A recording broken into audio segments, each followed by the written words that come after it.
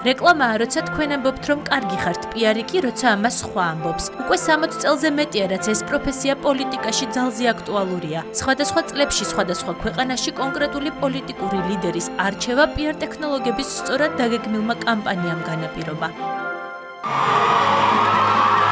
129 მილიონი ამერიკელი. სწორედ ამდენი ადამიანი დაარწმუნა ბარაკ ობამამ, რომ საპრეზიდენტო არჩევნებში მისთვის მეორედ მიეცა თქმა. ჩაცმულობა, ხმისტებრი და ჟესტიკულაცია. ამ დეტალებმა აფრო-ამერიკელ პრეზიდენტობის კანდიდატს რესპუბლიკელი მოწინააღმდეგე მიტ რომნის დამარცხებაში შეუწყო ხელი. ცვლილებები, ეს იყო ობამას წინასაარჩევნო სლოგანი. სოციალური კვლევებით დადგინდა, რომ სწორედ ცვლილებები იწვევს ამერიკელ ხალხში დადებით ემოციებს.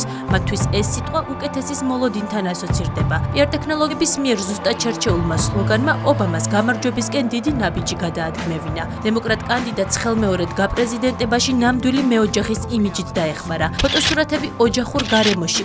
გაირკვა, რომ ამერიკელ ხალხზე სტაბილურობის განცდა განსაკუთრებულად მოქმედებს. თუ ობამა ოჯახის ერთგულია, მაშინ ქვეყანაც ეყვარება და ოჯახივით გაუფრთხილდება. გავლენიანმა პიარ ტექნოლოგებმა მოსახლეობის სურვილებისა და დაკვეთის გათვალისწინებით ამერიკის პრეზიდენტის ასეთი იმიჯი შექმნეს. ეს არის პროცესი, რომლის მთავარი მიზანი არის რამოდენიმე. ეს არის ინფორმირება საზოგადოების, ეს არის დარწმუნება, მოწოდება რაღაც ტიპის ქმედებისკენ და ამ ქმედების შესრულება. ანუ ფაქტობრივად ჩვენ გვაქვს დაგეგმილი ჯაჭვთან, თუ როგორ მართოთ საზოგადოებრივ აზრი და როგორ მივიღოთ სასურველი შედეგი, რა შედეგიც გვინდა რომ მივიღოთ. ეს ყველაფერი რა თქმა უნდა ერთიანდება, ანუ პიარის მთავარი მიზანი არის, საბოლოო მიზანი არის შექმნას და ჩამოაყალიბოს იმიჯი და რეპუტაცია. ეს ფოტო ვლადიმერ პუტინმა გასულ წელს გადაიღო. ქვეყნის პირველი პირის წელზემოთ შიშველი ნავარჯიშების სხეული ძალის დემონსტრირებას ნიშნავს. გაირკვა, რომ საუკუნეების განმავლობაში არაფერი შეცვლილა და რუსი ხალხისთვის პრიორიტეტული კვლავაც ძალა და მისი აფიშირებაა. სულახლახაზ ქვეყნისა და საკუთარი იმიჯისთვის ვლადიმერ პუტინმა კოლოსალური თანხაც გადაიხადა. ცოტა ხნის წინ გავრცელდა ინფორმაცია, რომ ვლადიმერ პუტინმა ერთ-ერთ ამერიკულ პიარ ორგანიზაციას გადაუხადა 23 მილიონი იმისთვის, რომ თქვათ რუსეთის იმიჯი ამერიკაში იყოს პოზიციონირებული სწორად, ანუ ფაქტობრივად ისინი სხვადასხვა ტიპის ჯგუფებზე რეაგირებას მნიშვნელოვნად თვლიან.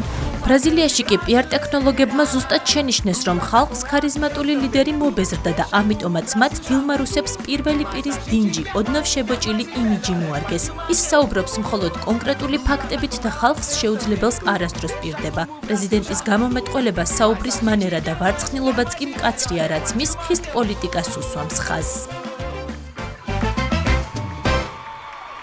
გადამწყვეტი მნიშვნელობა აქვს ერთი ვიზუალს, რადგან თქვათ ჩვენ ვიზუალურად აღვიქვავთ ადამიანების უმრავლესობა პროდუქტსაც, ადამიანსაც და ყველაფერს, ანუ პირველ ვიზუალს, შემდეგ ვერბალურ დამოკიდებულებას და შემდეგ კინესთეტიკას, ანუ თქვათ ხელების მოძრაობას და სახის და ასე შემდეგ გამომეტყველებას. მომეცი ხმა.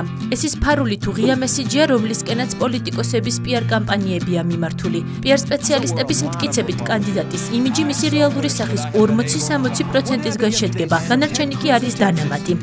ოღონდ რა თქმა უნდა აქ არ იგულისხმება ტყუილი, ანუ ტყუილად ჩვენ არაფერ იმიჯს არ ვაწებებთ რომელიმე კანდიდატს, ხო, ეს არ არის იარლიყი.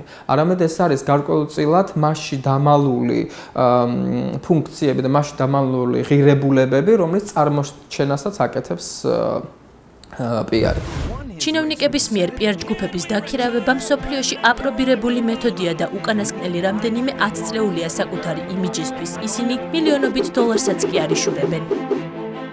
კომუნიკაციების ცოდნა არის უნარი, რომელიც შესაძლოა გაიყიდოს როგორც ჩაი ან ყავა. მე მასში გადავიხდიდი უფრო მეტ ფულს ვიდრე ნებისმიერ პროდუქტში. ჯონ როკფელერი.